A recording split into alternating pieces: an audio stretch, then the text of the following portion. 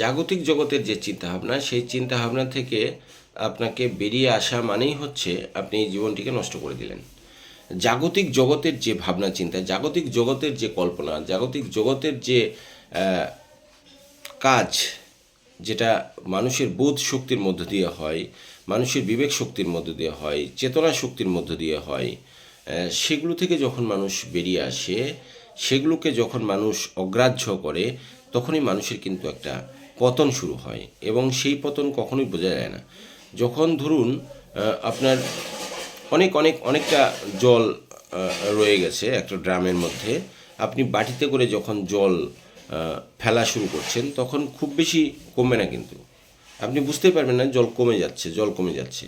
কিন্তু একটা সময় দেখবেন যে দ্রুত কমে যাচ্ছে। সেই রকম মানুষের যখন দিন খারাপ যায়, মানুষ যখন অন্যায়ের সঙ্গে বেশি আপোষ করে, এবং সেই অন্যায়টা যখন তার প্রত্যেকটা জিনিসেরই একটা তো সীমা থাকে।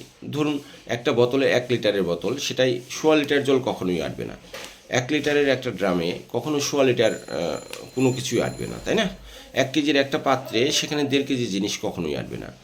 আপনার যে ভারসাম্য, সেই ভারসাম্য সবসময় ঠিক রাখতে হয় এবং ঠিক থাকে। আর তখনই সেটা সুষ্ঠুভাবে সম্পন্ন হয় বা পরিপূর্ণ হতে পারে। তো আমরা যখন পাপের ঘোড়াটা বলে না, পাপের ঘোড়া যখন বেড়ে যায়, সত্যটা যখন কমে যায়, তখন তো আমাদের একটা কথাও রয়েছে, আমাদের ধর্মীয় যে ভাবাবেগ বা ভাবধারা বা নথি পুস্তক যাই বলুন, আমাদের পূর্বপুরুষ মনীষীরা যা বলে গেছেন, যদা যদা হি ধর্মস্য গ্লানি ভর্বতি ভারত অদ্ভুত্থানম তদাত্মন সৃজামহম পরিত্রাণায়ং সাধনাং বিনাশায় চ দুষ্কৃতাম ধর্ম সংস্থাপনার্থায় সম্ভবামি যুগে যুগে। যখন অধর্ম পরিপূর্ণ হয়ে যায়, অধর্ম বেড়ে যায়, পাপাচার হয়ে যায়, তখন একটা সংস্থাপনের জন্য ভগবান সৃষ্টিকর্তা কারোর কাছে কোনো পারমিশন নেন না। সেটা ভূমিকম্পের মধ্য দিয়ে হোক, সেটা বন্যা, খরা, অতিখরা, অতিবৃষ্টি, অনাবৃষ্টি, যাই বলুন, যেভাবেই হোক, যদি তাই না হতো, তাহলে পরে আমাদের এই স্থাপত্যগুলো যে একের পর এক ধ্বংস হয়ে গেছে, সেই যুগগুলো যেগুলো আমরা গুপ্ত যুগ, এই যুগ, ওই যুগ দেখেছি, তো তো কত স্থাবর অস্থাবর ভূসম্পত্তি আমাদের গর্ভস্থ চলে গেছে। আমরা বিভিন্ন জায়গায় খনন কার্য চালালে পরে বিভিন্ন ঐতিহাসিক প্রত্নতাত্ত্বিক বিভাগে যারা রয়েছেন, তারা বেশ কিছু নিদর্শন খুঁজে খুঁজে পেয়েছেন। তো তা থেকে তো আমরা বুঝতে পারি যে একটা করে মানে প্রলয় এসছে, একটা করে প্রলয়ে মানুষ শেষ হয়ে গেছে, একটা সমাজ শেষ হয়ে গেছে, একটা দেশ বা একটা নগর, একটা এলাকা শেষ হয়ে গেছে। তো কাজেই যেখানে যেখানে পাপের পরিপূর্ণতা সম্পন্ন হয়ে যাবে, সেখানে নিশ্চিত আপনাকে একটুও চিন্তাভাবনা করতে হবে না, সেখানে ধ্বংস অনিবার্য। তো কাজেই যে আমরা যদি সরলতার সাথে এখনও চলার চেষ্টা না করি, আমাদের মধ্যে যদি এখনও পবিত্রতা না আসে, আমাদের মনের মধ্যে যদি এখনও নিজেকে সংকীর্ণতার মধ্যে দিয়েই দিন যাপন করতে থাকি, আর নিজের চিন্তা বা নিজে খাবো, নিজে থাকবো, নিজের উন্নয়ন করব, নিজের পরিবারের উন্নয়ন করব, কখনোই প্রকৃত সুখ আপনি সেই পরিবারে দেখতে পাবেন না। হয়তো আমরা বাইরে থেকে অনেক কিছু দেখতে পাই, আপনিও দেখতে পান যে ওরা বেশ টাকা পয়সার মালিক, ও বেশ সুখে আছে, ও বেশ শান্তিতে আছে।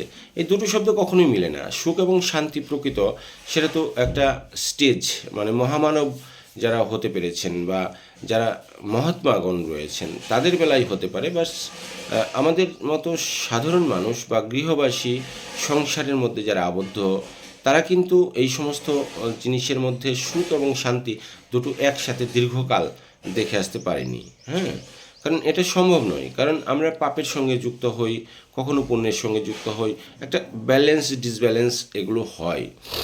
তো যাই হোক, এগুলো যাতে আমাদের কমে এবং আমাদের সমাজ যাতে আরও বেশি সুন্দর হয়, আর আমাদের সমাজের মানুষের যে মন, মানুষের যে ভাবনা চিন্তা, মানুষের যে ভাবধারা, মানুষের যে চিন্তা ভাবনা, সেগুলো আরও বেশি সুগভীর হোক, মানুষের চিন্তা ভাবনাগুলো আরও বেশি সুন্দর হোক, সেগুলো অনেক বেশি স্বচ্ছ হোক, নির্মল হোক, তাহলে আমাদের এই সংসার, এই প্রকৃত সংসার যেটা, সংসার মানে আমার বাড়ি, আমার ঘর, আমার সন্তান, আমার স্ত্রী পুত্র পরিজন, আমার পিতামাতা, আমার ভাই বোন নিয়ে নয়। আমার সংসার, আমার এই জগৎ সংসার, আমার এই পৃথিবী, আমার এই বিশ্ব, আমার এই বিশ্ব চরাচর, শুধু বিশ্ব চরাচর নয়, আমাদের যে গ্রহ নক্ষত্র যা কিছু রয়েছে, যেগুলো আমরা খালি চোখে কখনো দেখতে পাই, কখনো দেখতে পাই না, কখনো অদৃশ্যমানে হয়, কখনো দৃশ্যমান হয়, এই যে যে জিনিসগুলো, এগুলো প্রত্যেকটিরই তো সাইড ইফেক্ট আছে। তো আমাদের মধ্য দিয়েই বেশি এই অনার সৃষ্টি হচ্ছে। আমরা পরিবেশ দূষণ করছি, আমরা শব্দ দূষণ করছি, আমরা প্রকৃতির বিরুদ্ধে বেশ কিছু কাজ করছি, যা প্রকৃতি হয়তো মেনে নিতে পারছে না, বা একটা সময় হয়তো প্রকৃতি এগুলো মেনে নেবে না।